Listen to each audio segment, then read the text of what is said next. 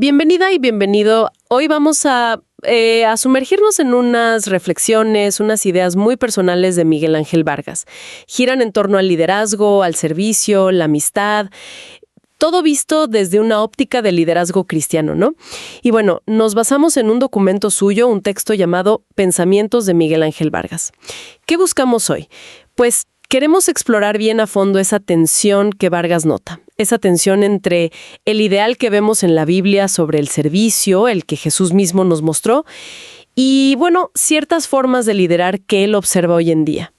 Y le vamos a poner lupa a algo que para él es fundamental: la diferencia entre ser un siervo y ser un amigo de Jesús. Exacto. Y al meternos ahí, pues inevitablemente tocamos temas súper importantes, ¿no? La humildad, por ejemplo. ¿Cómo se maneja la autoridad? La integridad. Y las motivaciones. ¿Qué mueve realmente a un líder religioso? Todo esto, claro, basado en cómo Vargas interpreta ciertos textos bíblicos que él mismo menciona en sus notas. Es, digamos, una invitación a pensar sobre qué significa servir de verdad y cómo se vive esa conexión espiritual. Perfecto. Entonces entremos ya en materia.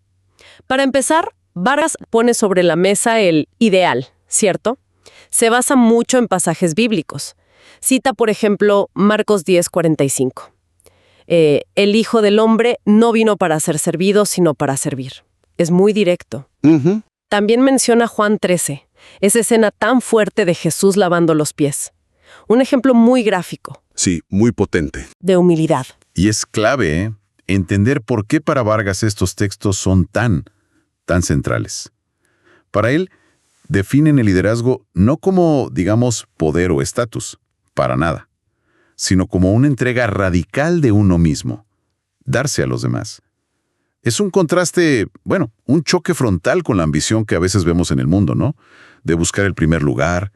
Desde su punto de vista, esto es el corazón, la esencia del liderazgo como lo enseñó Jesús. No es opcional. Y aquí es donde, bueno, como decimos, a veces mete el dedo en la llaga, ¿no es así? Sí. Porque introduce una crítica bastante directa. Habla de una desconexión, como un cortocircuito entre lo que se predica, el discurso del servicio, y lo que se vive. O sea, cómo algunos líderes realmente ejercen su autoridad. Da un ejemplo muy, muy concreto. Líderes que viajan, predican sobre servir, pero al mismo tiempo esperan o hasta exigen, dice él, un trato de gerente. Y eso para Vargas, pues choca totalmente con el modelo de Jesús, que fue súper claro en que no vino a ser servido. A ver, analicemos esa crítica un poco más. ¿Cómo la presenta Vargas? Él sugiere que esta contradicción, esta hipocresía, quizá, puede venir en parte de cómo entendemos el servicio. Si lo vemos solo como un don espiritual, uno más en la lista como los de Romanos 12, y no como el carácter fundamental que debería tener todo líder cristiano. Ah, claro. Entonces, bueno, algunos podrían sentirse como exentos de esa obligación de la humildad práctica. Como si dijeran, ese don no es el mío. Exacto. O sea, si servir es un don específico que yo como líder siento que no tengo, pues quizás no me siento tan obligado a lavar pies, digamos, aunque sea metafóricamente. Entiendo, como una especie de justificación para no arremangarse. Justamente. Argumenta que esa visión como fragmentada del servicio permite a ciertos líderes, pues, esquivar esa obligación central de la humildad activa. Y desde su perspectiva, el líder que anda pidiendo privilegios, ese famoso trato de gerente, o que se aísla, que no se quiere ensuciar las manos, por así decirlo, con las necesidades reales de la gente, bueno, está traicionando directamente la enseñanza y el ejemplo radical de Jesús. Incluso lo conecta con Mateo 25:40, ¿no? Donde Jesús dice que lo que hacemos por el más pequeño, se lo hacemos a él. Claro. Ignorar al necesitado o ponerse por encima es como ignorar a Cristo mismo. Entonces, el meollo del asunto en esta primera parte sería que el cómo se lidera, la coherencia de vida es crucial, quizás hasta más que el que se dice. La práctica es la que valida o invalida la enseñanza, ¿sería así? Totalmente. La coherencia es el eje de su crítica inicial. Sin ella, pues, el mensaje pierde toda su fuerza. Se queda hueco. Así lo ve él. Muy claro. Ahora, esa crítica al liderazgo Se conecta de lleno con otra idea muy potente que desarrolla, ¿verdad? Él menciona que le impactó algo de Miles Monroe, pero le da como su propio giro. A esa idea de pasar de ser siervo a ser amigo. Se basa en Juan 15:15. Ya nos llamo siervos, os he llamado amigos. ¿Qué significa eso realmente? ¿Es solo un cambio de nombre de etiqueta? No, para nada es solo una etiqueta. Él traza una distinción teológica, pero con consecuencias muy prácticas. A ver, veamos. Primero, el siervo, doulos. Interpreta este rol como de obediencia, sí, pero a veces una obediencia como ciega, enfocado en cumplir tareas, pero sin necesariamente entender el panorama completo, el porqué detrás de la tarea. Y argumenta que aferrarse a esa mentalidad, o peor, exigirla a otros, puede llevar a un líder a pedir sujeción sin cuestionamientos. Y lo más grave, dice él, es que puede terminar sirviéndose de la gente en lugar de servirla. Dice que esta postura limita el entendimiento profundo porque, como dice el texto, el siervo no sabe lo que hace su señor. Claro, no tiene el cuadro completo. Exacto. Y luego está el amigo Philos. Este, en cambio, sirve con conocimiento. Jesús dice justo ahí, porque todas las cosas que oí de mi Padre os las he dado a conocer.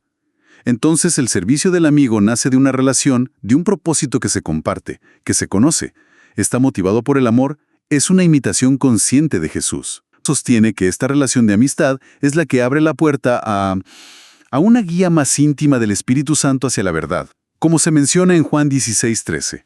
Entiendo. O sea que la diferencia no es solo de título, sino de acceso.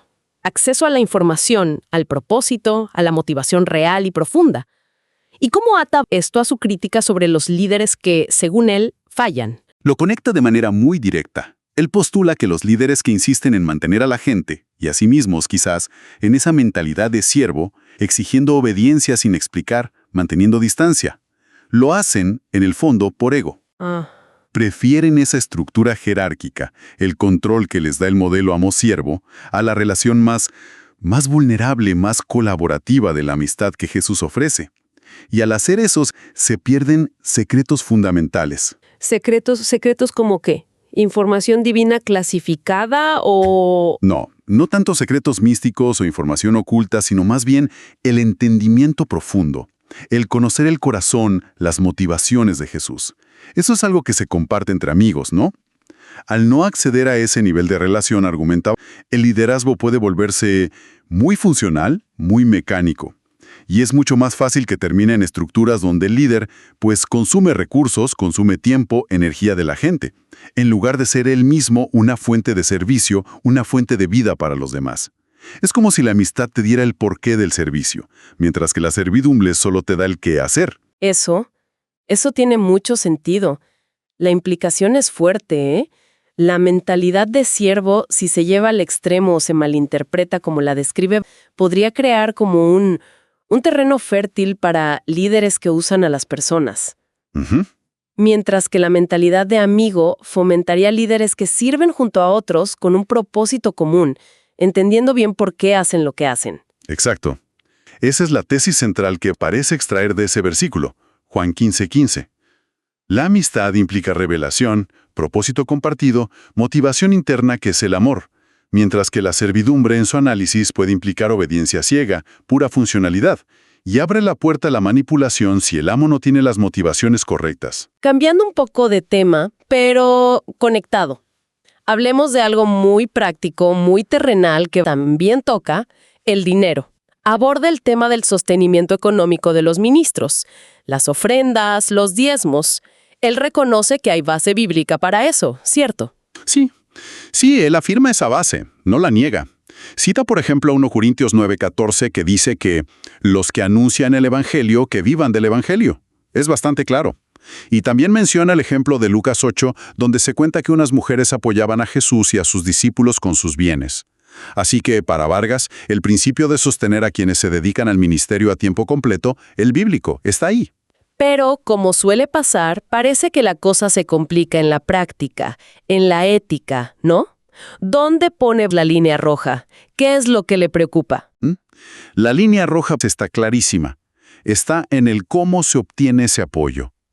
El problema no es recibirlo, dice él, sino la forma en que se pide, o peor aún, se exige. Él contrasta lo que considera legítimo, que es dar voluntariamente, con alegría, como anima Pablo en 2 de Corintios 9:7, con lo que ve como totalmente inaceptable. Usar la obligación, la manipulación emocional, la culpa o cualquier tipo de presión psicológica para que la gente dé.